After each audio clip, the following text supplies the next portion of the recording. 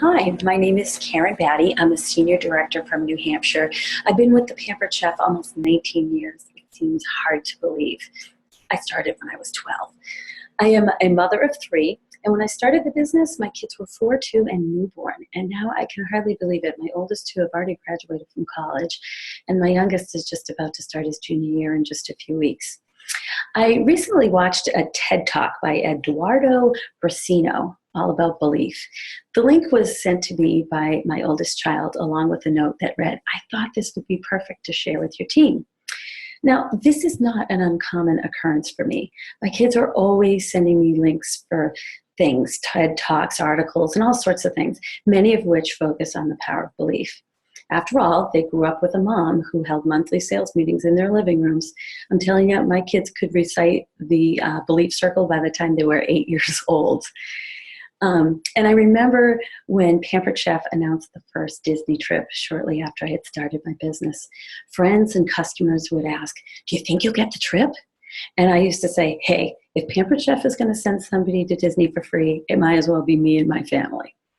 And when my oldest daughter was applying to colleges, she said to me, "I want to go to an Ivy League school." And I said, "Oh, Erin, I don't know about that. I mean, nobody from our family has ever gotten into an Ivy League school. And, most of them didn't even graduate from four-year colleges."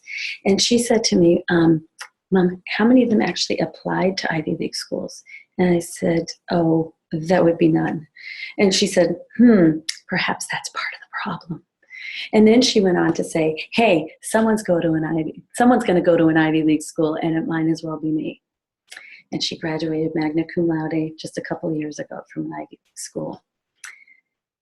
Then my oldest son, he's kind of a science guy, and when he was in high school, he decided to do a science fair project to prove that photosynthesis could happen without sunlight.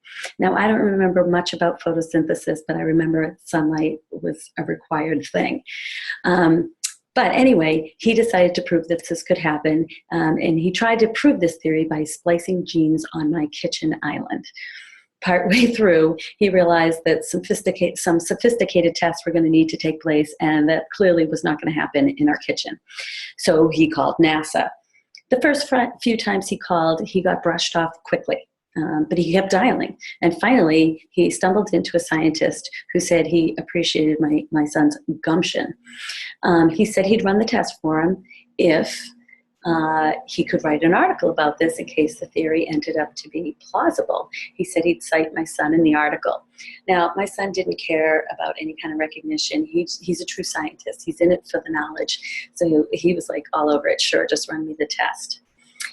Afterwards, I was talking to my son, and I said, "What made you keep calling after the first few people just told you no? I mean, these are scientists who said this is not going to work." And he said to me, "Well, I think I heard somewhere before you have to go through 6 to 8 no's before you get to a yes." And by the way, he didn't prove that it could happen, but he proved it was plausible. And he actually was cited in an article as a high school student that proved this can happen. Pretty cool. Then there's my youngest. At the age of 3, he decided he wanted to be an astronaut. Now, most kids change their minds as they get older. Some discover new interests. Others simply kind of get beaten down by life and think, "I'll never be able to do that." But not my son. He is majoring in astrophysics. He says he's 0.05 away from being summa cum laude. He said, "Sooner or later, people are going to get to Mars, and I'm definitely going to be one of the ones who helps us get there." He is absolutely positive about this. And you know what? I have no doubt he'll do it. Now, my husband is a firefighter, and I sell spatulas. And this is what our kids are doing. I've always known that this business was a blessing to my family.